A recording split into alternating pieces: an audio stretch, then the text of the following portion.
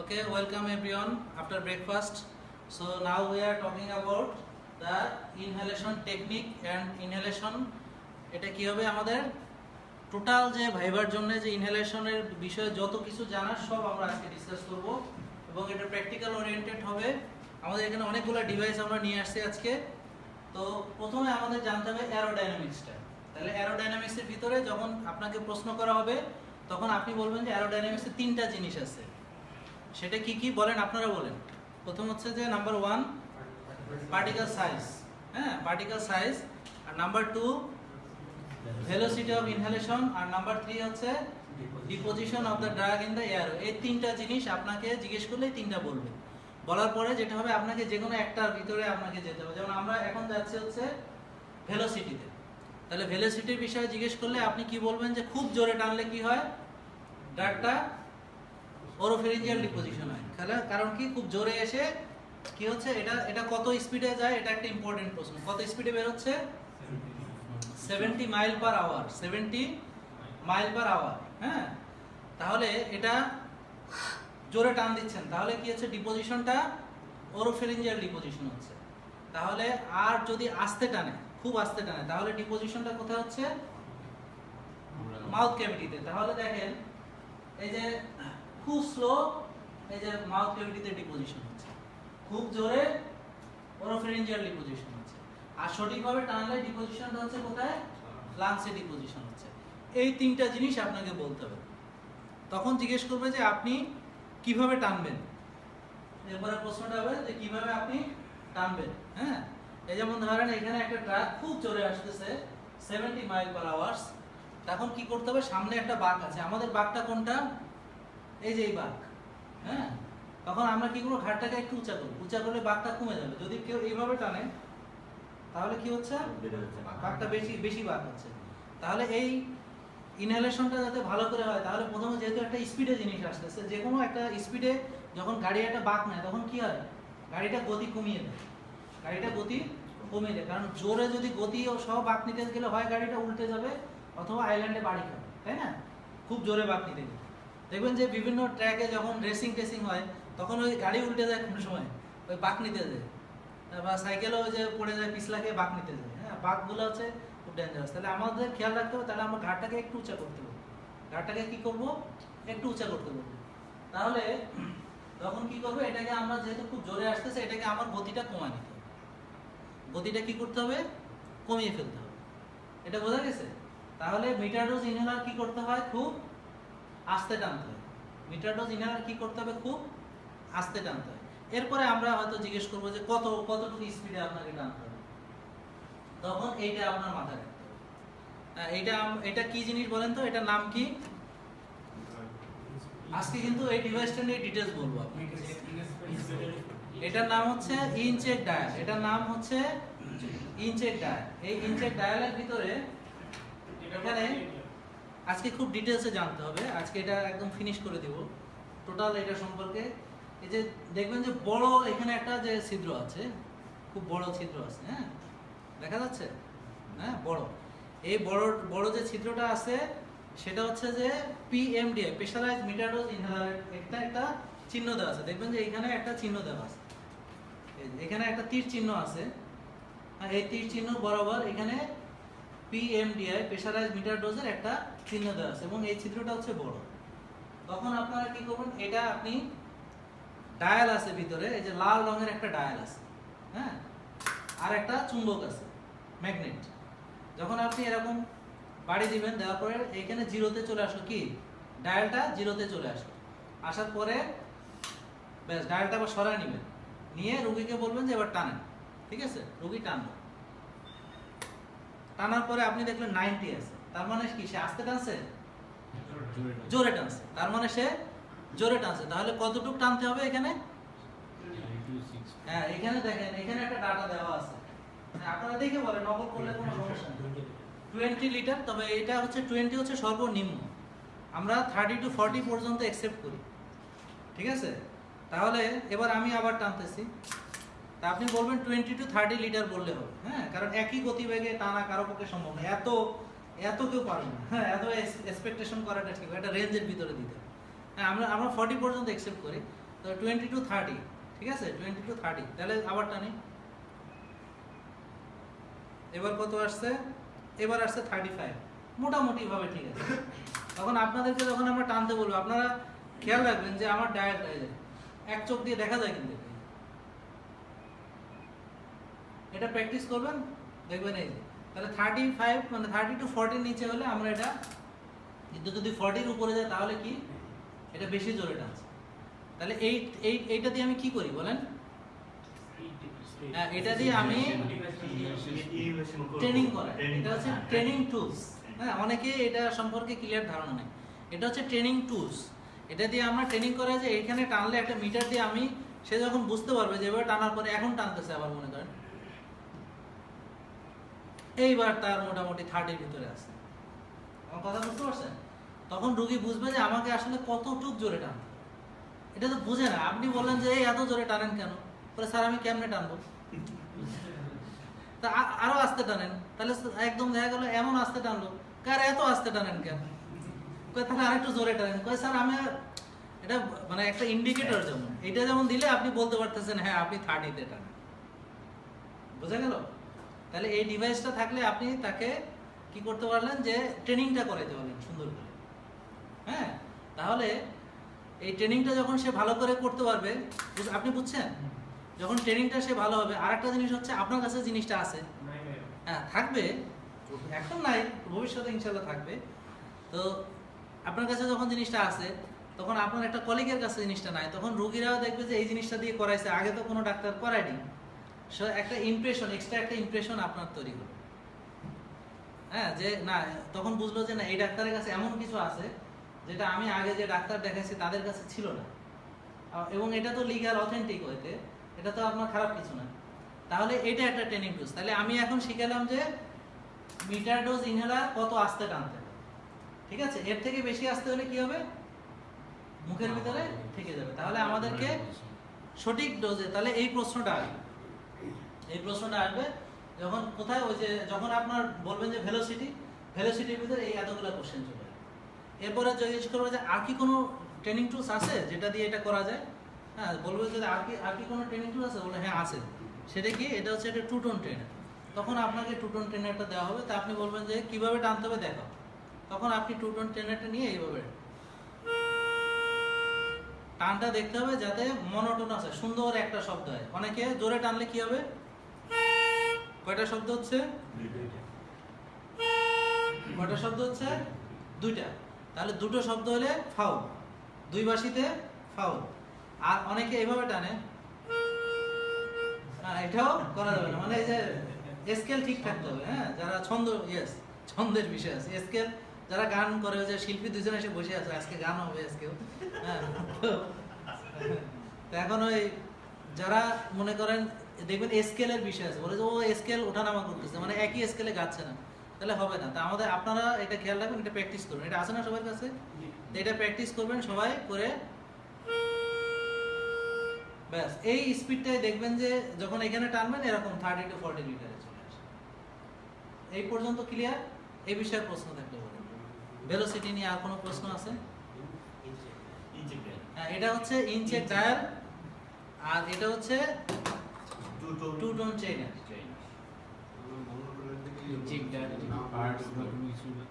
না ইনচেক ডায়ালের পার্টস কিছু বলতে হবে না, আপনি শুধু দেখাই দেওয়া হবে। আপনি প্রথমে যেটা করবেন যে এটাকে নিয়ে জিরোতে আনতেছেন, আমরা কি কি দেখবো, যে আপনি প্রথমে দেখবেন ডায়ালটা, আপনি এমডিআই তে যদি বলা হয় যে আপনি এমডিআইটা দেখান, তখন প্রথমে আপনি ডায়ালটা এমডিআই তে সেট করতেছেন কিনা। এমডিআই তে সেট করা সহজ বুদ্ধি হচ্ছে, ভিতরে তাকাইলে দেখবেন যে ছিদ্র যেটা বড় এটি এমডিআই, এটা অনেক সময় লেখাটা আর একটু সামনে, আমরা যেগুলো আপনারা পাবেন সেগুলো আরো এটা থেকে বেটার, ওইটার ইয়েগুলো আরো সুন্দর করে দেওয়া আছে। হ্যাঁ ওইটা আরো বেটার। এটা হচ্ছে পুরাতন মডেলেরটা, যে নতুন মডেলেরটা আপনাদের জন্য যেটা আসবে ইনশাল্লাহ, আপনারা যদি মানে চলেও যান তাও পাবেন ইনশাল্লাহ, আমি এটা দায়িত্ব নিচ্ছি। কিন্তু ওটা ইম্পোর্ট হয়ে এখনো আসে না, বুঝলেন তো? এইসব জিনিস ইম্পোর্ট করে আনার অনেকগুলা ঝামেলা আছে, এগুলা বাইরে থেকে ইম্পোর্ট করে আনতে হয়, বাইরের সাথে এগুলো আছে যে ঝামেলা, আপনাদেরকে বলতেছি না, তবে ঝামেলা আছে। এমন না যে আজকে বললে কালকে চলে আসবে, এরকম না। এটার অর্ডার দেওয়া হয়েছে, আসবে ইনশাল্লাহ। তো এখন আপনাদের যেটা ওটা আরো সুবিধা আছে। তো এখানে যেহেতু এই ডায়ালটা বুঝতে অসুবিধা, তো আপনি কি করবেন, দেখবেন যে বড় যেটা, এটাকে এই ঘুরিয়ে এই তীর চিহ্ন জায়গাটা নিয়ে আসবেন। তাহলে ডায়াল সেট হয়ে গেল।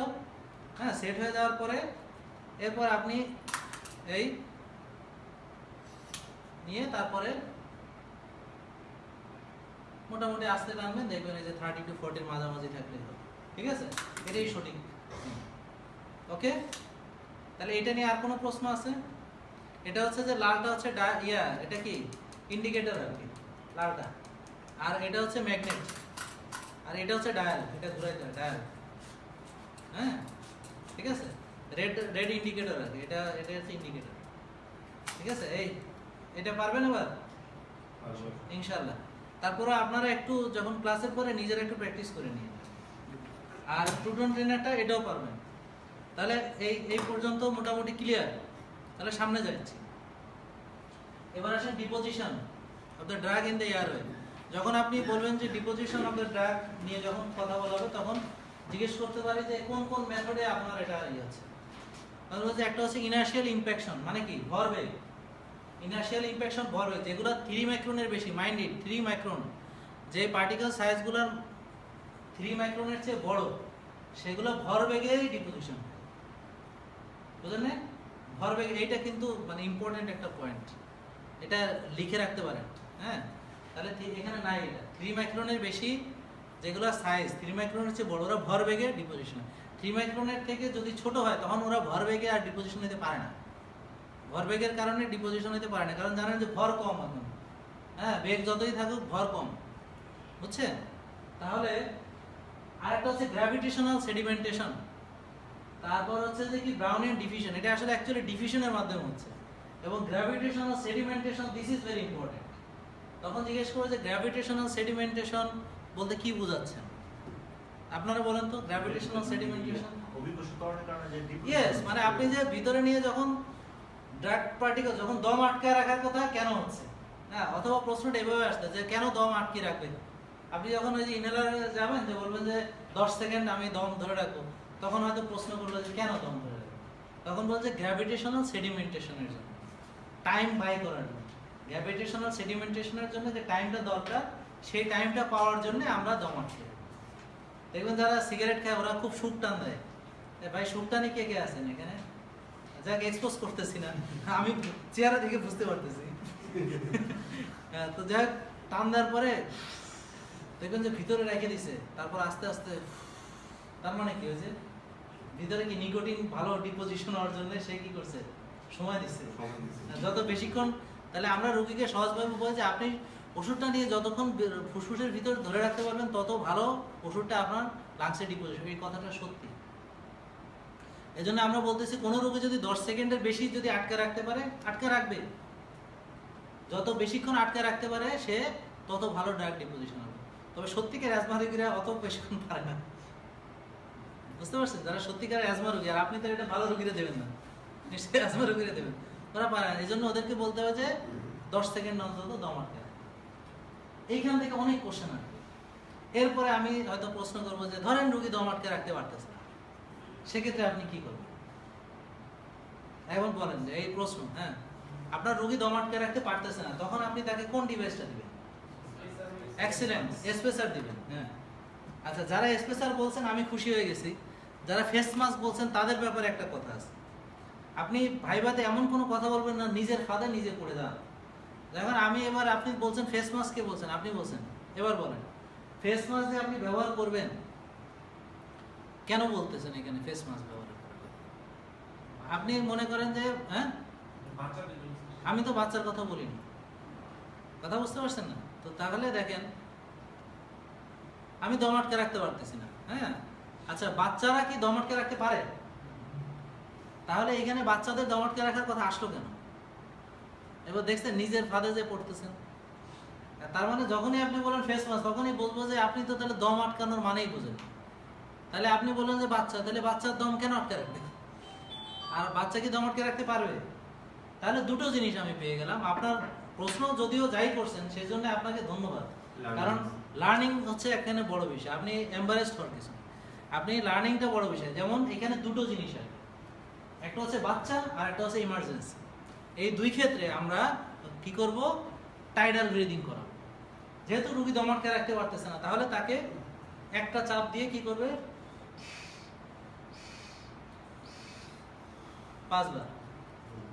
বাচ্চাদের ক্ষেত্রে ওই যে মাছ দিয়ে এই একটা চাপ দিয়ে তারপরে 5 বার দেখতে হবে বুকের ওঠানামা আছে কিনা। বাচ্চাদের জন্য দম আটকানোর কোনো বিষয় নেই, কারণ তারা পারবে না। আর কোনো স্পেসিফিক রেসপিরেটরি প্যাটার্নেরও কোনো দরকার নেই, কারণ তারা পারবে না। যেমন আমরা বলতেছি সোলো ডিপ ব্রেথ, সেটাও তারা পারবে না। তারপরে তারা ওই দম আটকে রাখতেও পারবে না, তাহলে তারা কি করবে? তাদের ক্ষেত্রে আমরা এই যে স্পেশাল উইথ ফেস মাস্ক দিয়ে আমরা, আর যদি বলেন যে valve holding chamber with face mask, তাহলে আমি খুশি হয়ে যাবো আরো, কারণ আপনি তাহলে স্পেসিফিক নেমটা বলছেন। কারণ অ্যাকচুয়ালি এটা কি ভালভ হোল্ডিং চেম্বার। যখন ভালভ হোল্ডিং চেম্বারের কথা আসবে, তাহলে আমাকে এখন বলতে হবে যে ভালভ হোল্ডিং চেম্বার বলতে কি বুঝেন। এই প্রশ্নটা তাহলে কি বলবেন বলেন, এই প্রশ্নটা করলে? হ্যাঁ, একটা চেম্বার যাতে ভালভ আছে, এক্সিলেন্ট। তার মানে ভালভটা কাজ কি? Yes, one way valve. হ্যাঁ, তাহলে ওয়ান ওয়ে ভালভ থাকাতে কি হচ্ছে, আমি শ্বাসটা নিচ্ছি, শ্বাসটা আসতেছে, কিন্তু আমি যখন ফু দিচ্ছি তখন আর যাচ্ছে না। তখন যে ক্ষেত্রে এমার্জেন্সির ক্ষেত্রে রুগীরা এসে কি করে, তখন সে ঠিকভাবে নিতে পারতেছে। বুঝা গেল? হ্যাঁ, ক্লিয়ার এটা? তাহলে এই ভালভের কাজ হচ্ছে এটা। এখন আরেকটা ভালভ আছে, সেটা হচ্ছে এই যে এখানে একটা ভালভ আছে। তাহলে এই যে মাস যখন দিবে, তখন ভালভের যখন আসবে, তখন ভালভ কিন্তু তারা বলবো যে এখানে কয়টা ভালভ আছে? দুইটা ভালভ আছে। এখানে কয়টা ভালভ আছে? দুটো। একটা ভালভ যখন আমি শ্বাস টানতেছি, তখন এখান থেকে বাতাসটা ভিতরে আসতেছে, আর যখন আমি শ্বাস ফেলতেছি তখন বাতাসটা এদিক দিয়ে। ঠিক আছে? এখন অনেক সময় দেখা গেল এরকম একটা ছিদ্র থাকে, ভালভ থাকে না, সেক্ষেত্রে অসুবিধা কি? বা এই ভালভটা যদি নষ্ট হয়ে যায়, সরাসরি হয়ে যায়, তখন কি সমস্যা বলেন তো? তখন আমি বাচ্চাটা যখন শ্বাসটা টানবে, তখন এখানে যেহেতু একটা ভালভ আছে, একটু হলেও রেজিস্ট্যান্ট আছে, যদিও this is very low resistant valve, the valve is very low resistant valve, তারপরেও একটু হলেও তো একটু, কিন্তু এখানে যখন ফাঁকা থাকবে তখন বাতাসটা কি হবে? সরাসরি এইখান থেকে চলে। বুঝতে পারছেন? তাহলে এখন যেটা হচ্ছে, ভালভ থাকাতে কি সুবিধা, টানলে বাতাসটা আসতেছে এইখান থেকে, আর যখন শ্বাস ফেলতেছি তখন বাতাস বের হয়ে যাচ্ছে। এটা বোঝা গেছে? এই প্রশ্নটার উত্তর এইভাবে দিতে হবে। হ্যাঁ, যেমন এখানে দুটো ভালভ আছে, এটা কিন্তু পারবেন তো না এটা? আরে যখন ভালভ নিয়ে আমি বুঝছেন প্রশ্নটা কিভাবে যায়, আমরা এইভাবেই প্রশ্ন করি, খারাপ কিছু প্রশ্ন করি না, যা বলছি তাই বলি। এখন অনেকে আমার উপর অসন্তুষ্ট যে আমি নাকি বেশি প্রশ্ন করি। কথা হচ্ছে যে আমি তো জানতে চাচ্ছি যে আপনারা ক্লাসটা করছেন কিনা, জিনিসটা জানেন কিনা, আর এটা কি জানার দরকার আছে? আমি বলেন, এটা জানা ছাড়া আপনার প্র্যাকটিস করা উচিত না? বলেন আপনার উচিত? তাহলে এই প্রশ্নটা আমি যদি কঠিন প্রশ্ন করতাম, যে আমি কোনোদিন পড়াইনি, কোনোদিন ক্লাসে আলোচনা করিনি, যেটা আপনার প্র্যাকটিক্যালি কাজে লাগবে না, তাইলে বলতে পারতেন যে না আমি খারাপ। ঠিক আছে না? তো এখন ওই যে ওদিনও বলতেছে স্যার আমি নাকি খালি প্রশ্নই করে যাচ্ছি, অন্যরা সবাই পরীক্ষা দিয়ে শেষ করে ফেলছে। আচ্ছা যাই হোক, তাহলে শ্বাস টানলে বাতাস এদিক দিয়ে আসবে, ছাড়লে এদিক দিয়ে বেরোবে। তাহলে এটা হচ্ছে এই মাস্কের যে সাথে যে ভালভটা দরকার। জিনজিরাতে কিছু জিনিস পাওয়া যায় যেটা দেখবেন যে এখানে ছিদ্র আছে, কোনো ভালভ নেই। কথা বুঝতে পারছেন? বা মাস্ক আছে, কোনো ছিদ্রও নাই। আর এখানে যেটা এই লো রেজিস্ট্যান্ট ভালভ আছে, ওরা দিয়ে রাখছে হার্ড একটা কাগজের মতো, যেটাতে কি হয় দেখবেন কয়দিন পরে সব ওষুধ এই স্পেশালের ভিতরেই আছে। তার মানে 800 টাকা এর ভিতরেই গেছে, আর ও খাওয়া খাওয়া মেটাচ্ছে। বুঝতে পারছেন? সো এইটার ব্যাপারে খুব সাবধান। যেমন ধরেন এই একটা জিঞ্জিরামেড, এই 80-100 টাকা দিয়ে পাওয়া যায়, আমার 50 টাকা দিয়ে একজন আইনে দিছিল। তো এগুলো নাকি 100 টাকা, 150 টাকা, 200 টাকা রোগীদের কাছে যা পারে বিক্রি করে। এই প্লাস্টিকের জিনিস, ভিতরে হার্ড পেপার আছে, আপনারা দেখতে পারেন এই যে ভালভটা কেমন, আপনারা একজন একজন করে দেখতে পারেন, তবে সময় নষ্ট করেন না। হ্যাঁ, দ্রুত দেখে দেখেন ভিতরের এটা কি ভালভ, এটা ভালভ না। আরেকটা আমার কাছে ছিল যেটা ইউজ করা ছিল, হ্যাঁ ওটা ব্যবহার করছিল রোগীরা, ব্যবহার করার পরে দেখি যে ওটার ভিতরে সব ওষুধ ওইটার মধ্যে একদম ইয়ে পড়ে গেছে, লেয়ার পড়ে গেছে। হ্যাঁ, পরে এই বাচ্চাটা এই চিড়িয়াখানায় একজন ডাক্তার দেখাইছিল, বুঝছো, ভালো একজন আমাদের স্যার একজনকে দেখাইছিল। দেখানোর পরে আমার কাছে আসছে, আমি তাকে বললাম যে আপনি কি ব্যবহার করেন, আমাকে শুধু এইটা দেখান, কারণ স্যারের চিকিৎসা 100% ওকে, আমি কি চিকিৎসা দিব? স্যার চিকিৎসা দিচ্ছে আমার তো এখানে। আমি বললাম যে আপনার ডিভাইসটা দেখান। বলে যে স্যার আমরা তো ইয়ে দিয়ে নিই, একটা সংজ্ঞার ভিতর দিয়ে নিই। আমি বললাম বাবা সংজ্ঞাটা দেখান। তো একটা সুঙ্গা নিয়ে আসছে, সেটার ভিতরে একটা এরকম, এটার মধ্যে একটা ছিদ্র আছে, কোনো ভাল্ব নেই, আর এখানে ওই যে হার্ড পেপারটা দেওয়া, পুরো লেয়ার পড়ে গেছে। আমি শুধু ওকে জাস্ট এটা চেঞ্জ করে যে আপটে গো উইথ মাস্ক শুধু এটুক দিছি, ব্যাস এইটাই চিকিৎসা। বাচ্চাটা এখন 100% ভালো আছে, আর কোনো কিছু না। আমি বললাম যে আপনার চিকিৎসা লাগবে না, শুধু এটা আমি চেঞ্জ করে দিন। ওরা বলছে স্যার তাহলে এইটার কারণে বুঝিয়ে রাখেন। তাহলে দেখেন সমস্যাটা কোথায়, আমাদেরকে এই সমস্যাটা খুঁজে বের করতে হবে। এই সমস্যাটা আপনি কিন্তু ইনভেস্টিগেট করতে হবে। আপনি শার্লক হোমসের মতো না হলেও মানে অন্তত একজন ডাক্তারের ভিতরে একটা ইনভেস্টিগেটিং মন থাকতে হবে। আপনাকে খুঁজে বের করতে হবে সমস্যাটা কোথায়, ওই জায়গাটা আঘাত করবেন, তাহলে দেখবেন যে আপনার মানে রুগীরা আপনার একদম 100% বেনিফিট পাচ্ছে। এবং আজকে আমাদের পরবর্তী যে ক্লাসটা আছে ওটা আরও এক্সিলেন্ট। সেটা হচ্ছে যে রুগীরা কেন ওষুধ নিচ্ছে না বা ওষুধ ব্যবহার করতেছে না, বা ব্যবহার করে যদি উপকার না পায় কেন, এটা আপনি বের করবেন। এবং আপনাদের যে রুগী দেখার যে ফাঁদ সেটা আমরা শিখিয়ে দেবো, এবং আপনারা দেখবেন যে সব রুগীরা আপনাদের ভক্ত হয়ে যাবে। আপনারা হচ্ছেন সবচেয়ে মানে বেস্ট ডক্টর, যারা কিনা রুগীরা আপনাদেরকে ভালোবাসবে, এবং আপনাদের সব কিছু দেখবেন যে এই রুগীদের উপরে, তাই না? সবাই রুগীরা তো আসলে আমাদের ওই যে ইয়েরা বলে যে লক্ষ্মী, হ্যাঁ তাই না, কি বলে রুগীরা লক্ষ্মী। আসলে রুগী না থাকলে আপনার দাম আছে বলেন? আপনি কত বড় ডাক্তার, অনেকগুলো ডিগ্রি আছে, কিন্তু আপনার কোনো রুগী নেই। এরকম দেখছেন ভাই যে বড় বড় ডিগ্রি আছে, কোনো রুগী নেই, দেখছেন? হ্যাঁ, আবার দেখবেন যে গ্রামে প্র্যাকটিস করতেছে, কোনো ডিগ্রি নেই, কিন্তু প্রচুর রুগী। So why? হ্যাঁ, এটা নিয়ে আজকে আমরা কথা কেন। তাহলে আমরা মোটামুটি ওয়ার্ক করা এমার্জেন্সিতে আমরা কি করব, এটাকে কি বলতেছি? টাইডাল, মনে রাখবেন। আমি কিন্তু এই নামটা শুনতে চাই। আপনি যদি টাইডাল না বলেন, যতই এত করেন কোনো লাভ হবে না। টাইডাল বলতে হবে, দিস ইজ টাইডাল ব্রিদিং। কারণ আমরা এটা আমাদের টাইডাল ভলিউম কত? 400-500 মনে করেন। আর স্বাভাবিকভাবে যখন অ্যাজমা রোগী তাদেরও কমে যায়। এখন এরপরে প্রশ্ন আসবে যে যদি এই এরকম একটা স্পেসার ব্যবহার করে তাহলে তাকে কয়বার টানতে হবে? 5 বার টানতে হবে। এক্সেলেন্ট। আর যদি ধরেন এখানে আমি জিজ্ঞেস করি যে এখন আমি টাইডাল বাদ দিচ্ছি, এবার আসি আরেক টাইডাল, যে নর্মাল অবস্থায় এক চাপ দিয়ে কয়বার টানবে? একবার টানবে। গুড। কারণ কি, এখানে কতটুকু আছে? 350। এটা জানতে হবে, এটা আপনারা জানতে হবে। এখানে 350 আছে। আর আরেকটা ছিল, ওইটা আমি নিয়ে আসি নাই, ওইটা নাজিমকে বলতে হবে। 750। হ্যাঁ, ওইটা দেখাবো, ওইটা আছে আমাদের কাছে আছে। হ্যাঁ, ভলিউমেট্রিক। ওইটার নাম বলতে হবে, কিন্তু দেখেন ওইটার নাম কি? ভলিউমেট্রিক। ওইটা যখন থাকবে তখন বলবেন যে লার্জ ভলিউম স্পেসার এবং ভলিউমেট্রিক, এই দুটো কথা বলতে হবে। দিস ইজ ভলিউমেট্রিক, এটার নাম। এটা হচ্ছে large volume spacer. Large volume স্পেসারে কতটুকু থাকে বাতাস? 750 থাকে। তাহলে লার্জ ভলিউম স্পেসার দিয়ে যখন নিবে তখন কয়বার টানতে হবে? 2 বার টানতে হবে। এক চাপ দিয়ে কয়বার টানতে হবে? এক চাপ দিয়ে 2 বার টানতে হবে। এই অ্যাজমাসল কিন্তু আছে, লাগলে বলেন। না, আচ্ছা আছে। তো যাক, দিয়ে নেন। কাশি দিলে দিয়ে দিবেন এক চাপ, কোনো কথা নেই। আমার থিওরি হচ্ছে আপনি কাশি দিচ্ছেন তো 2টা চাপ দিয়ে দেন। হ্যাঁ, কারণ হচ্ছে কি, আপনি দেখবেন যে এই যে কাশিটা দিচ্ছেন, এখন 2 চাপ দিলে ব্যাস আপনার এখানেই শেষ। কিন্তু এটাকে বাড়তে দিলে আপনার কিন্তু হইলো মাথায় উঠবে। বান্দর লাই দিলে মাথায় উঠে, ওটা মাথায় না, আপনার আরো উপরে উঠে যাবে। হ্যাঁ, না, এইটা খুব ইম্পর্টেন্ট। আপনি ইনিশিয়াল যে ম্যানেজমেন্টটা, খুব সামান্য ম্যানেজমেন্ট দরকার, কিন্তু এটাকে বাড়তে দিলে তখন অনেক বড় ম্যানেজমেন্টে চলে যাবে। এইটা কিন্তু বিশেষ করে নাকে সর্দির ক্ষেত্রে একটু চোখ চুলকাচ্ছে, সাথে সাথে আপনি অ্যালার্জি ট্যাবলেটটা খেয়ে ফেলেন, ঝামেলা শেষ। কিন্তু এই হাঁচি হইতে দিলেন, 2 ফোঁটা পড়তে দিলেন, ব্যাস আপনারা 7-8 দিন 10 দিনের জন্য আপনার বুকিং দিয়ে দিছে। বুঝতে পারছেন? এরপরে আপনি নাক ঝাড়েন, এই করেন, আর নাকে বাতাস পাচ্ছেন না, তারপর ঘ্রাণ পাচ্ছেন না, গন্ধ লাগতেছে, মাথা ব্যথা করতেছে। হ্যাঁ, সেজদা দিলে মনে হয় মাথা খুলে নিচে পড়ে যাবে। হ্যাঁ, বুঝছেন না, সব ঝামেলার মধ্যে ফেলা দিবে। So this is very important. হ্যাঁ, এটা রুগীদেরকেও বলে দিবে। আচ্ছা, এরপরে আমি কোন পর্যন্ত আসলাম? ওই যে এখানে টাইডালটা।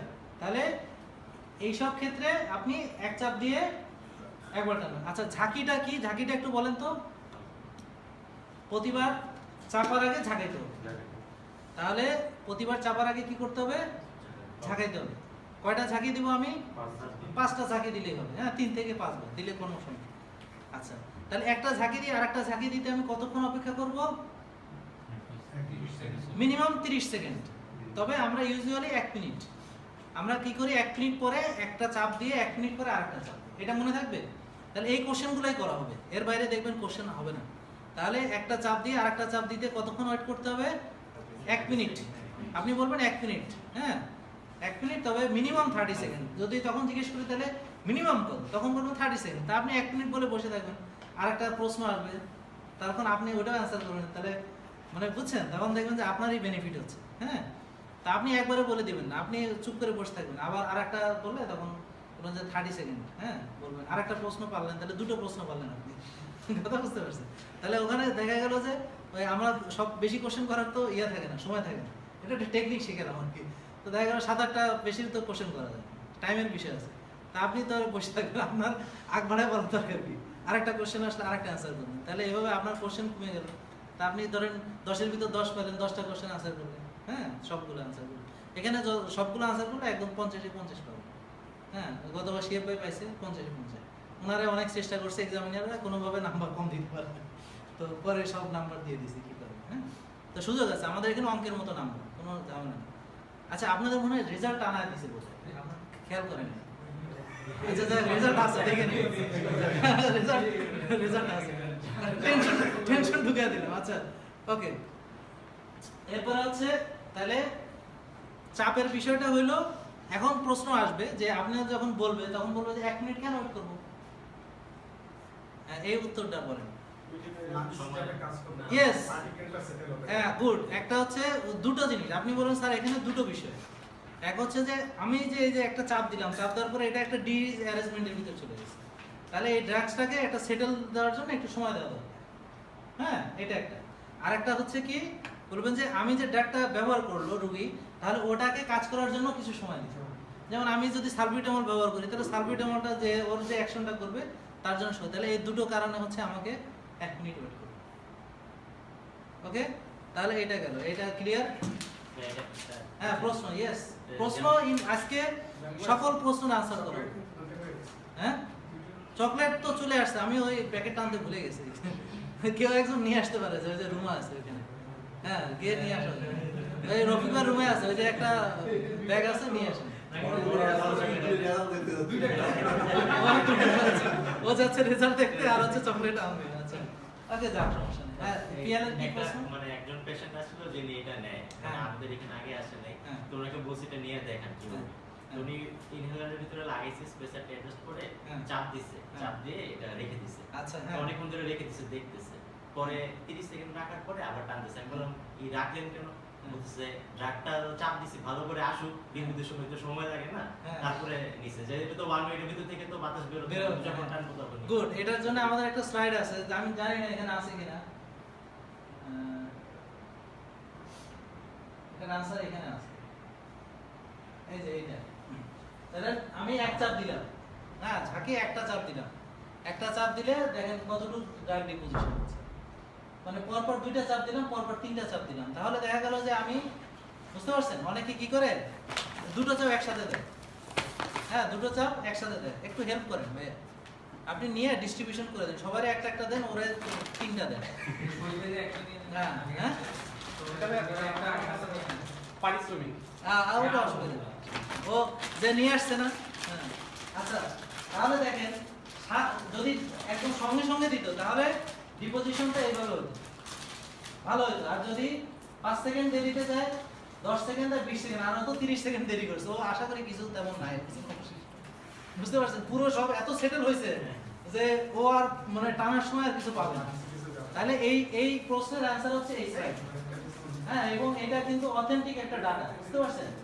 হ্যাঁ, যে এটা হচ্ছে দেখা গেল যে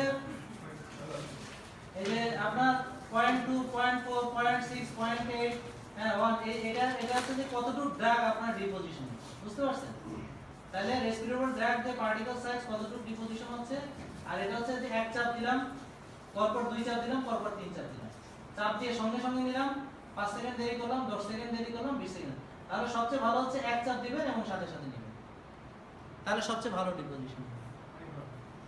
আবারও এই পিয়াল বলো তো, পিয়াল বলো, এদিকে আসো, এসে বলো তুমি, মানে এখানে বলো যে এই জিনিস স্লাইডটা বুঝাও। হ্যাঁ এখন শুনেন, আপনাদেরকে আমরা চাচ্ছি যে সবাই প্রেজেন্ট করবেন, এখানে আসতে হবে, এই যে সবাই শুনুন।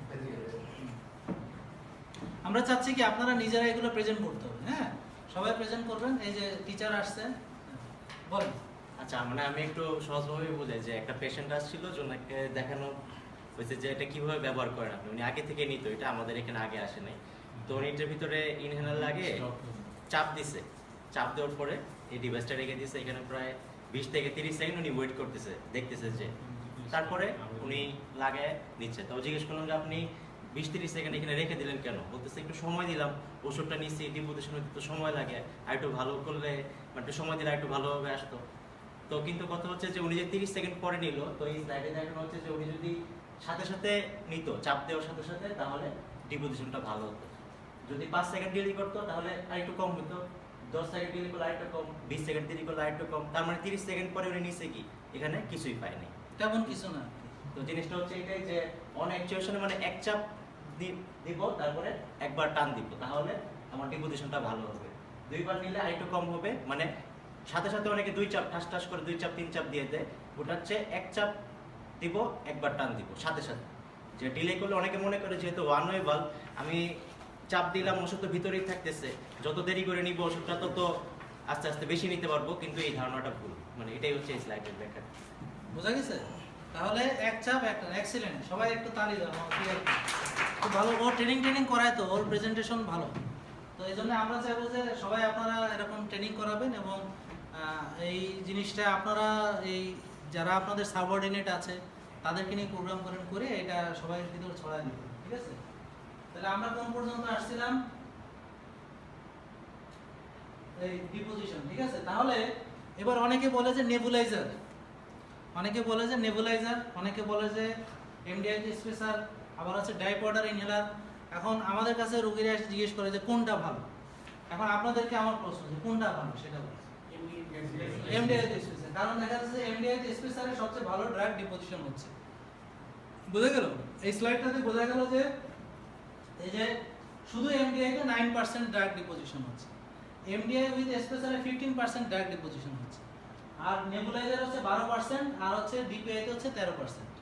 তাহলে সবচেয়ে ভালো কোনটা? এমডিআই তে স্পেসার। এবং আপনি দেখবেন যে 2016 সালের যে গাইডলাইন আছে সেখানে শুধুমাত্র ওই যে অক্সিজেন স্যাচুরেশন কম থাকলে অক্সিজেন ড্রাইভেন নেবুলাইজার দিতে বলছে বাচ্চাদের ক্ষেত্রে, কিন্তু সব প্রথমে কিন্তু বলছে কি করতে, 2 থেকে 6 চাপ কি এমডিআই।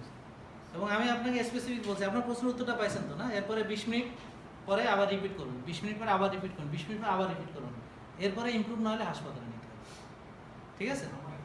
হ্যাঁ বলেন, জোরে প্রশ্ন করতে হবে। হ্যাঁ, আমরা যে স্পেশাল নিব, হ্যাঁ, বা শুধু স্পেশাল দিয়ে নিচ্ছি, হ্যাঁ, সেক্ষেত্রে এখানে যখন আমরা চাপটা দিব, হ্যাঁ, এখানে কি শুধু স্পেশাল ছাড়া যে সিনক্রোনাইজেশনটা দরকার, হ্যাঁ। এখানে কি সিনক্রোনাইজেশন দরকার আছে? হ্যাঁ, এইটার উত্তর কে দিবে? ওনার প্রশ্নটা হচ্ছে যে যদি সরাসরি চাপ দেয় তাহলে সিনক্রোনাইজেশনের প্রয়োজন আছে। সিনক্রোনাইজেশনটা বলতে কি বোঝানো হচ্ছে যে চাপ দেওয়া এবং টান দেওয়ার ভিতরে যে সমন্বয়টা, মানে আমি কখন টান দিলাম কখন চাপ দিলাম। তাহলে আমরা ইউজুয়ালি বলতেছি কি সিনক্রোনাইজেশন, কিন্তু প্রশ্ন করব যখন আমরা জিজ্ঞেস করবো হোয়াট ইজ সিনক্রোনাইজেশন, তখন আপনি বলতে হবে যে আমি যে চাপ দিব এবং টান দিব। তাহলে জিজ্ঞেস করবো যে কখন টান দিবেন, তাহলে মানে চাপটা কখন দিবেন জিজ্ঞেস করবো, বলবেন যে টানা একটু শুরু করেই চাপটা দিব, এটা হচ্ছে সিনক্রোনাইজেশন। টানা একটু শুরু করেই চাপটা দিব, টানা একটু শুরু করেই চাপটা দিব। তখন জিজ্ঞেস করবো যে কেন, যদি আপনি টানার আগে চাপ দেন তখন কি হবে, তাহলে উত্তর দিবেন যে ব্যাকফ্লো হয়ে সব বের হয়ে যাবে। বলবেন যে এটা ব্যাকফ্লো হবে, মানে পিছন থেকে ধাক্কা খেয়ে চলে আসবে। আর যদি বলেন পুরো টানার পর চাপ দিলে কি হবে, এটা জিজ্ঞেস করলে বলেন স্যার পুরোটা যখন টেনে ফেলবো তখন আর ভিতরে বাতাস যাবে না, তখন টান দিলে হয় মুখের মধ্যে থাকবে, তখন ওই সিগারেটের ধোঁয়ার মধ্যে বের হবে, অথবা এখানে কিছু ব্যাকফ্লো হবে। তাহলে এই দুটো জিনিস। তাহলে সিনক্রোনাইজেশন, এটা এই নিয়ে এই 3টা কোশ্চেন। হোয়াট ইজ সিনক্রোনাইজেশন, পুরো টেনে চাপ দিলে কি হবে, না টেনে চাপ দিলে কি হবে, কখন চাপ দিবে, এই 3টা কোশ্চেন। আর what is synchronisation.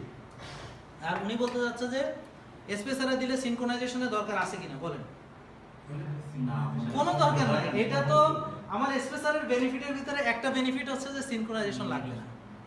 Okay, clear? এবার তার মানে আপনি চাপ দেন,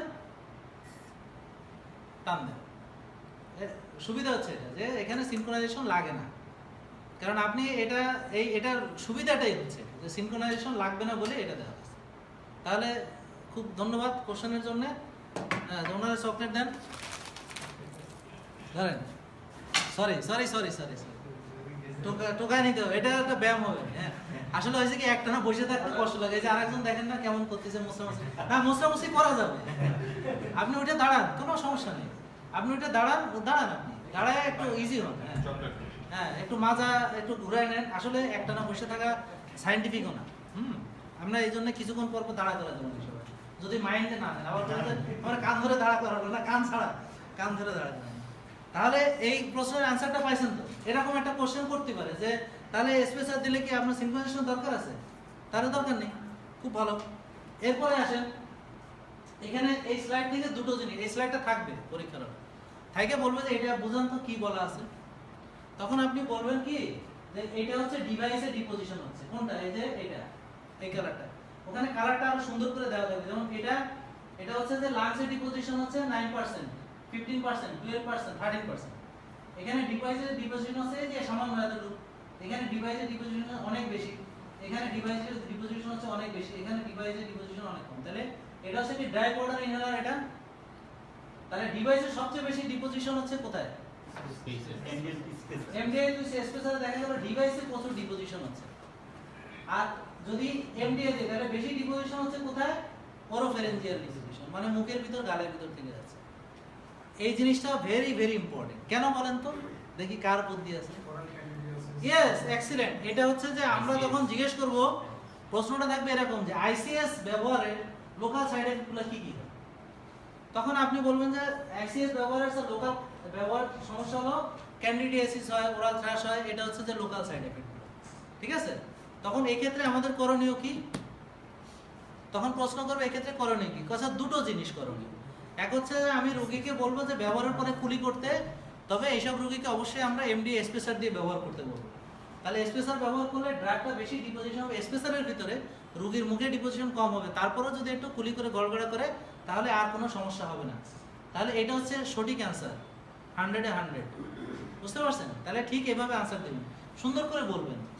হ্যাঁ, নিজে প্রেজেন্টেশন ওখানেও খুব জরুরি। আপনি ওখানে নার্ভাস হওয়ার কি আছে? আমরাই তো। আপনি সুন্দর করে ওখানে প্রেজেন্টেশন করবেন, বলবেন, হ্যাঁ মানে ধীরে ধীরে বলবেন, সুন্দর করে বলবেন। হ্যাঁ, সময় নেবেন, কারণ আপনারা জানেন যে আস্তে আস্তে সুন্দর করে বললে এরপরে বেশিক্ষণ তো রাখতে পারবে না।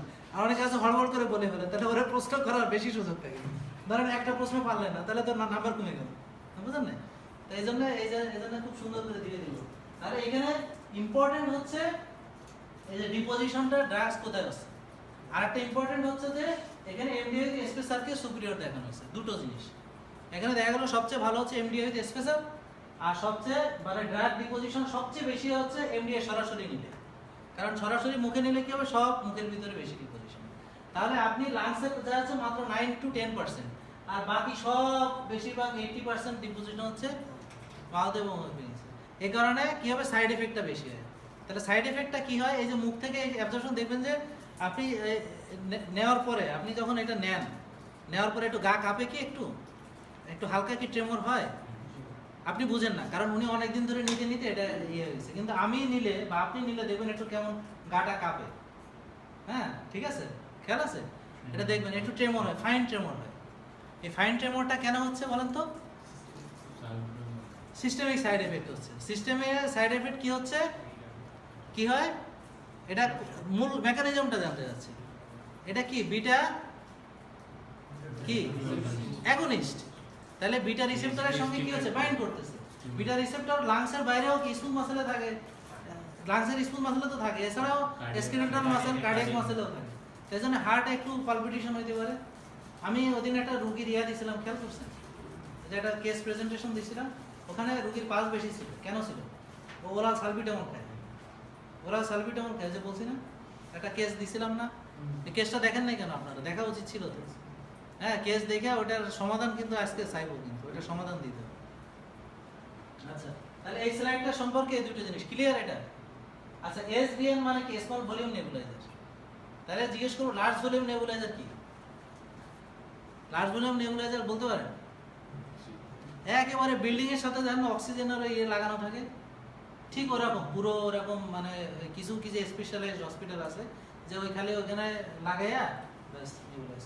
লার্জ ভলিউম সেন্ট্রাল, হ্যাঁ, তো আমাদের দেশে অ্যাভেলেবল, তারপরে জেনে রাখা, এই জন্য এটাকে বলতে স্মল ভলিউম।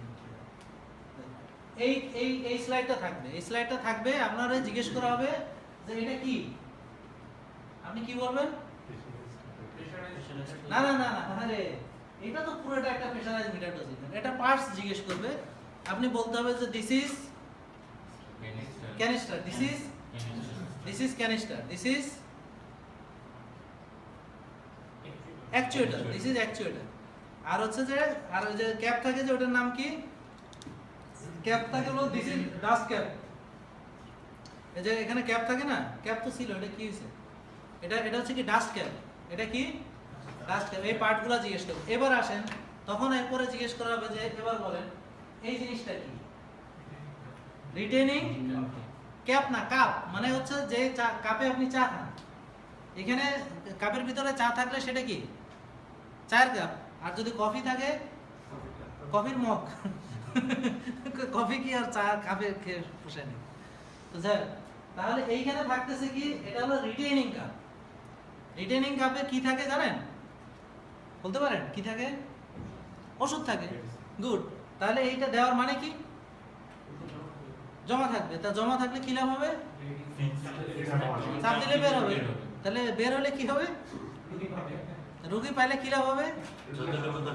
যতটুকু দরকার। এক্সিলেন্ট। প্রশ্নের উত্তরটা হচ্ছে ওর দরকার 50 মাইক্রোগ্রাম, তাহলে আমি এখানে একটা ডোজ 50 মাইক্রোগ্রাম।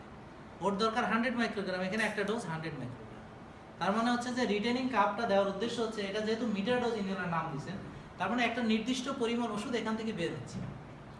এই ওষুধটার পরিমাণটা ঠিক যতটুকু পরিমাণ রিটেনিং কাপে নির্ধারণ করে দেওয়া হয়। রিটেনিং কাপটার পরিমাণটা যতটুকু ড্রাগ বের হওয়ার দরকার, ঠিক অতটুকু ড্রাগ এই রিটেনিং কাপে এসে জমা হয়। জমার পরে প্রতিটা চাপে অতটুকু পরিমাণ ড্রাগ বের হয়। বুঝা গেছে? তাহলে রিটেনিং কাপটা দিয়ে কি হয়, যে যতটুকু পরিমাণ ড্রাগ দরকার ততটুকু পরিমাণ ড্রাগ ওই রিটেনিং কাপে এসে জমা হয় এবং প্রতিবার চাপ দিলে সেটা বের। এরপরে জিজ্ঞেস করব যে এটা কি, এটা হলো বাতাস, এয়ার। এটা হচ্ছে গ্যাস ফেজ, এটা হচ্ছে গ্যাস ফেজ, আর এটা হচ্ছে লিকুইড ফেজ। তাহলে এখানে যখন আমার এই ডিভাইসটা এরকম থাকতেছে, তখন গ্যাস ফেজটা গ্যাসের ধর্ম কি, ঊর্ধ্বমুখী। গ্যাসটা উপরে থাকে আর লিকুইডটা নিচে থাকে, এটা তো ক্লিয়ার। এখন যখন আমি এইভাবে ধরবো, তখন এখন গ্যাস কোথায়? গ্যাস উপরে, আর লিকুইডটা কোথায়? নিচে। তাহলে এখন দেখেন, এখন রিটেনিং কাপের ভিতরে কি আছে? গ্যাস আছে, ওষুধ আছে এখন। কারণ রিটেনিং কাপে গ্যাস ঢুকবে কখন? কারণ এখন আশেপাশে গ্যাস আছে, এখন আশেপাশে কি আছে? গ্যাস আছে। আমি যখন চাপ দিলাম, চাপ দেওয়ার পরে ওষুধটা বের হয়ে যাবে। এখন গ্যাস ঢুকে গেছে, এখন আরেক চাপ দিব আর বের হবে না।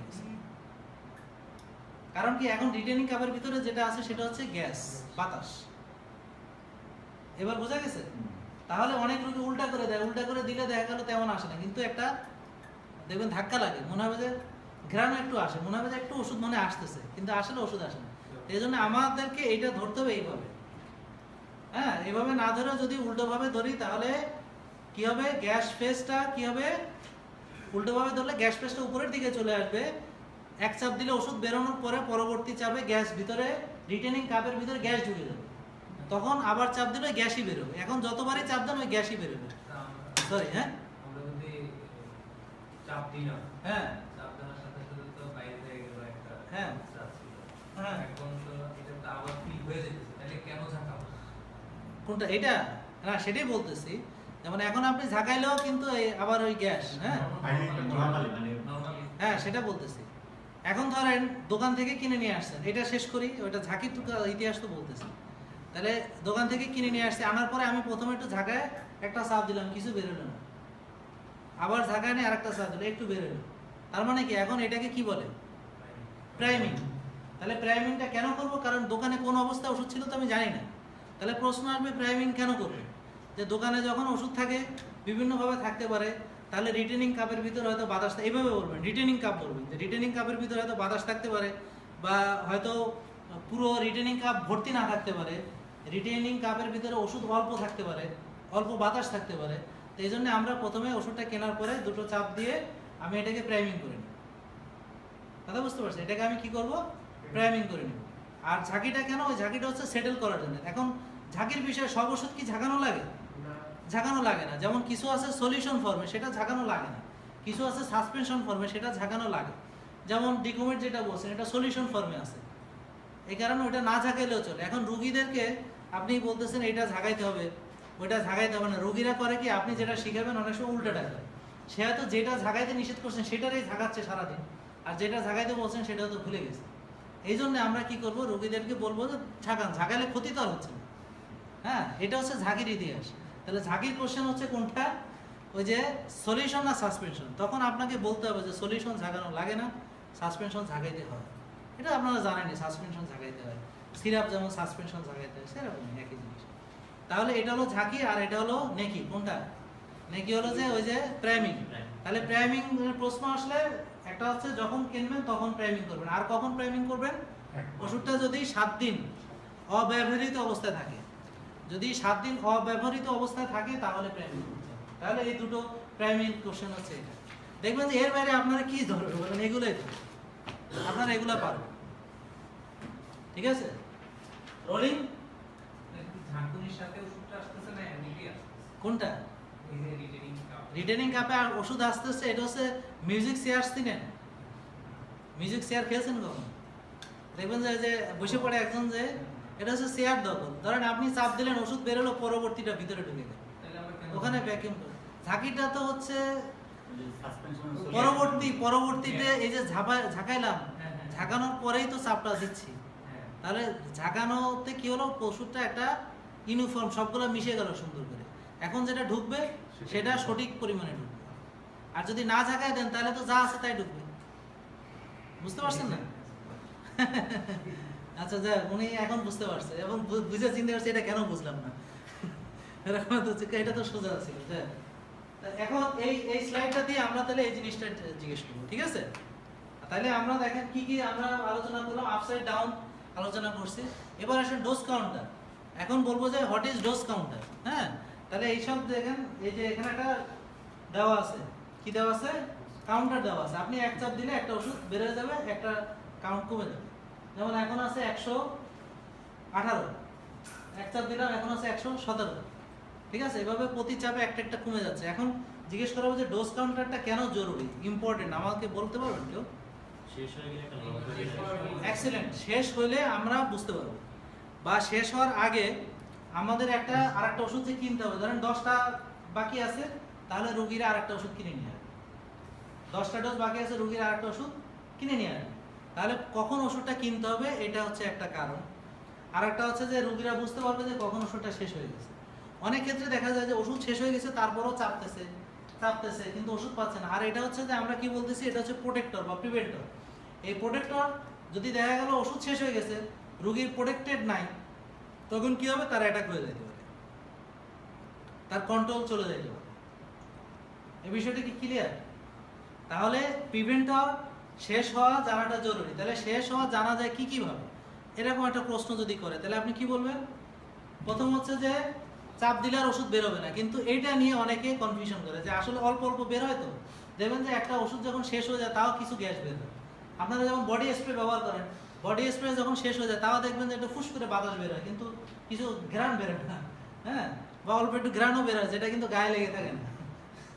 তো এটা গেল। আরেকটা কি, যদি আপনি এটাকে খুলে যদি পানি দিয়ে ভাসা রাখেন, তাহলে দেখবেন যে যদি এই একটা সাইড কি হয়, পানির ভিতরে চলে যায়, তাহলে এইভাবে যদি ভাসে তাহলে বুঝতে হবে যে কি এটার ভিতরে ওষুধ আছে। আর যদি একদম এভাবে ভাসে প্যারালাল, তাহলে বুঝতে হবে যে কি ওষুধ নাই। এখন এইটারে পানিতে ভাসানো, এগুলো ঝামেলা, এর ভিতরে পানি ঢুকে যাবে। তো এটা একটা মুশকিলের বিষয়, আর রুগীরা এতটুকু পারবে না। হ্যাঁ, যেহেতু অনেক ডাক্তারও বিষয়টা ভালো জানে না, আর রুগীরাও এই বিষয়টা পারবে না। তাহলে এটা গেল, এটা তাহলে দুটোটাই ভালো কাজ করলো না। তাহলে আরেকটা কি উপায় আছে? আরেকটা হচ্ছে ডোজ কাউন্টার। ডোজ কাউন্টার দিলে খুব সুন্দর এটা রোগীরা বুঝতে পারবে এবং এটা ভালো করে নিতে পারবে। আরেকটা কি, আরেকটা প্রিভেন্টরের জন্যই, মানে রিলিভারের অ্যাকচুয়ালি রিলিভারের জন্য ডোজ কাউন্টার লাগে না কেন? কারণ রিলিভারটা হচ্ছে যে আমরা তো সবসময় ইউজ করি, এসওএস ইউজ করি। আর ওইটা ধরেন আমি মনে করেন যে এইটা বেশি জরুরি, যেহেতু এটা আমি সবসময় ব্যবহার করতেছি, তো এটা বেশিরভাগ সময় রিলিভার শেষ হয় না যদি সঠিক চিকিৎসা পায়, রিলিভারটা থেকে যায়। হ্যাঁ, ওই প্রেমিং করে নিয়ে যখন প্রয়োজন হবে মারবে। আর রিলিভার লাগা মানে রুগী কন্ট্রোলে নাই। রিলিভার লাগা মানে আজকে কন্ট্রোল নিয়ে আমরা কথা বলবো। হ্যাঁ, কন্ট্রোল নিয়ে আজকে কথা বলবো। তাহলে রিলিভার লাগা মানে রুগী কন্ট্রোলে নেই। ওকে, বোঝা গেছে? তাহলে এই পর্যন্ত ক্লিয়ার কিনা? তাহলে আরেকটা উপায় আছে, সেটা হলো যদি জিজ্ঞেস করে মানে যদি কেউ মানে আরো ভালো পারে তখন তাকে জিজ্ঞেস আর কি উপায়, স্যার আরেকটা উপায় আছে, এটা হলো কয়টা ডোজ দিয়েছে লিখে রাখতে পারে। মানে ডোজ হিসাব করেন, এটা গাইডলাইন আছে, আমি এমনি মুখে বলতেছি। হ্যাঁ, মানে এটা কি সম্ভব নাকি? মানে যেখানে রুগীরা ওষুধই ঠিক মতো নেয় না সেখানে আবার বুঝি ডোজ লিখে লিখে রেখা কয়টা ডোজ শেষ হইলো মিলে দেখবে, এটা অসম্ভব। হ্যাঁ, তারপরে এটা এরকমও একটা আছে, মানে যদি মানে জানতেছে এটা মানে মজা করার জন্য আর কি, যে এছাড়া আর কোনো উপায় আছে জানা? আর কোনো উপায় নেই। আর একটা উপায় ছিল যে কি ওই লিখে লিখে রাখবে যে কয়টা ডোজ দিবে। হ্যাঁ, ওইটাই আর কি। এটা সম্ভব না। This is very impossible. যেখানে আমাদের ডাক্তারদেরকে দিয়ে পিক ফ্লো সকালবেলায় করাইতে পারি নাই, প্রতিদিন সকালে উঠে একটা ফু দিবে, তাই পারে নাই। সেক্ষেত্রে হ্যাঁ, সেটাই বলতেছি। কোনটা? ও হ্যাঁ, এটা এটা আরেকটা বুদ্ধি উনি বাইর করছে। এখন ট্রান্সপারেন্ট করে দিতে হলে যে মেটালটা ব্যবহার করতে হবে সেটা বোধহয় এখনো মার্কেটে আসে নাই। আর এটা ট্রান্সপারেন্ট করার জন্য যে এই যে ট্রান্সপারেন্ট মেটাল সেটা বোধহয় পাওয়া যাচ্ছে না, ক্যানিস্টার যেটা। তাহলে ট্রান্সপারেন্ট ক্যানিস্টারের আলাদা একটা ধাতু আবিষ্কার করতে হবে, সেটা এখনো হয়নি। We are waiting. হইতে পারে সামনে। লক হয়ে যায়। হ্যাঁ, এটা লক হয়ে যায়। এটার ভিতরে আরো দুটো বিষয় আছে। এই আমি বলি আর কি, যদিও কোম্পানির বদনাম করা হয়ে যায়, কোম্পানির বদনামটা হচ্ছে কি যে একমাত্র বেক্সিটল এফ আছে যেটা ডোজ কন্ট্রোল আছে। আর একটা হচ্ছে কি এটা চাইল্ড লক আছে, আপনি চাপ দিলে হ্যাঁ চাইল্ড লক আছে। চাইল্ড লক আছে, আপনার যখন এটা আটকানো থাকবে তখন চাপ দিলে কি হবে? আর যাবে না। এদিক চলে আসতে হবে এখানে। আজকে পিছে বসার কোনো সুযোগ নাই। হ্যাঁ, এই যে এখানে এখানে এদিক থেকে হ্যাঁ। তাহলে এটা চাইল্ড লক আছে, মানে কি বাচ্চারা যদি এরকম চাপেও বের হবে, কিন্তু দেখেন এটা মুখটা যদি বন্ধ থাকে অন্য ইসে কিন্তু বের হয়ে যায়, এটা বের হবে। আরেকটা আছে যে যখন সব শেষ হয়ে যাবে তখন অটো লক হয়ে যাবে, এটা চাপ দিলে আর বের হবে না, এটা অটো লক সিস্টেম। এরপরে আর জিরোতে আসলে এরপর অটো লক হবে, এরপর আপনি কোনো চাপাচাপিতে কাজ হবে। হাসে কেন হুজুর? চাপাচাপির কথা শুনতে থাকেন। আচ্ছা, তাহলে খালি আর খালি না এটা কি করে বুঝবেন? ঠিক আছে। তারপর হচ্ছে যে colour code, this is very important. যেমন আমরা চাই যে রিলিভারটার কালারটা দেখেন, বড় বড় যত ওষুধ কোম্পানি আছে বা একটা কালার কোড আছে, যেমন এটা হচ্ছে নীল রঙের হয় রিলিভারটা, এটা হচ্ছে life saving, this is life saving, this is life saving. হ্যাঁ, আর এটা হচ্ছে যে প্রোটেকশন। হ্যাঁ, এটা হলো আপনার জীবন বাঁচালো, আর এটা ভবিষ্যতে যাতে ওই লাইফ থ্রেটেনিং কন্ডিশনে না পড়তে হয় সেই জন্য এটা ব্যবহার করে। এটা কি ইনহেল প্রোটেকশন। তাহলে এটা হচ্ছে রাত্রেবেলা হঠাৎ করে রুগী ফোন করে, স্যার আমার খুব ডিস্টার্ব হচ্ছে। তাই আমি বললাম যে ঠিক আছে, আপনি আপনার নীল রঙের যে ইনহেলারটা আছে, মানে আমি কি বুঝাইতে যাচ্ছি, রিলিভার, সে তো আর পড়তে পারে না রে ভাই, এটা অ্যাজমাসল সে জানে না। গ্রামে অশিক্ষিত মহিলা, সে জানে না এটা কি, হ্যাঁ অ্যাজমাসল বা কি এটা বুঝতে পারতেছে না। তাইলে আমি বললাম নীল রঙেরটা, সে ব্যবহার করলো নীল রঙেরটা। এখন একটা কোম্পানি কমলা রঙে এই ওষুধটা নিয়ে আসছে, তাহলে ওই রুগীর লোক কি করতো? কথা বুঝেন নাই? তো কমলা রঙেরটা তো আর তারা বলা সম্ভব। এই জন্য প্রতিটা রিলিভার সব কোম্পানির উচিত এই একই কালারে নিয়ে আসা। অলরেডি একটা কোম্পানি তাদের কালার চেঞ্জ করে আবার এই রঙে নিয়ে আসছে, এবং দেখবেন যে বড় বড় কোম্পানিগুলো রিলিভারগুলো এই কালারটাই দেওয়া আছে। This is life saving. So এটার কালার যা হয় হোক, কিন্তু অন্তত এটার কালার যেন নীল। আর সাধারণত এই যারা এই যে মিক্সড যেটা, সেটা সাধারণত এরকম কালারে হয়। আমার শার্টের কালার, হ্যাঁ আপনারা বলেন এটা কি কালার? হ্যাঁ, বেগুনি, এক্সেলেন্ট, বেগুনি কালার। আর হচ্ছে মেয়েরা ভাবছিলাম আনসার করবে, ও মনে হয় মন খারাপ, বাসা থেকে ঝগড়া করে আসছে কিনা। আচ্ছা, এত মন মরা কেন? নাহলে গিয়ে করবে। হ্যাঁ, রেজাল্টের টেনশন। আচ্ছা আচ্ছা, না রেজাল্টটা আমরা এই ব্রেক দিচ্ছি এখনই, রেজাল্ট দেখার জন্য। আচ্ছা, ক্লিনটা কিন্তু আমি বলে ফেলছি গত ক্লাসে, so I am not going about cleaning. আর আমি মানে পার্সোনালি এবং রিসেন্ট গাইডলাইনগুলো বলতেছে যে এটার ক্লিনিং এর ভিতরে না যাইতে, মানে এটা সাধারণত মানে এই যে ছিদ্রটা আছে না, এই ছিদ্রটা সাধারণত কি হয় যে এটা খোলার পরে এই যে পানির নিচে রাখলে এটা ইয়ে যায়। আর যদি সামনে কোনো এটি ম্যাটেরিয়ালস পড়ে, ধুলাবালি জমে, তখন একটু আগা দিই, কিন্তু এটা নিয়ে বেশি গুতাগুতি করা যাবে। গুতাগুতি করলে কি ছিদ্রটা বড় হয়ে গেলে তখন আর এটা ড্রাগ ডেলিভারিটা এটা পুরোটা নষ্ট হবে। So very কশাস about this. তো এটা রোগীদেরকে শেখানোর জন্য খুব ভালো করে ট্রেনিং করাই দেবে, নাহলে মুশকিল হয়ে যাবে। আর যে স্পেসার কিভাবে পরিষ্কার করতে হয় গত ক্লাসে ডিটেলস বলা হয়েছে, সো ক্লিনিংটা আমরা বলে দিচ্ছি। তাহলে এই বিষয়টা মোটামুটি শেষ। এবার আমরা পার্টিকেল সাইজ নিয়ে কথা বলবো। হ্যাঁ, তাহলে আপনাদেরকে আমরা 5 মিনিট সময় দিচ্ছি, 5 মিনিটের ভিতরে আপনারা রেজাল্টটা দেখে চলে আসেন।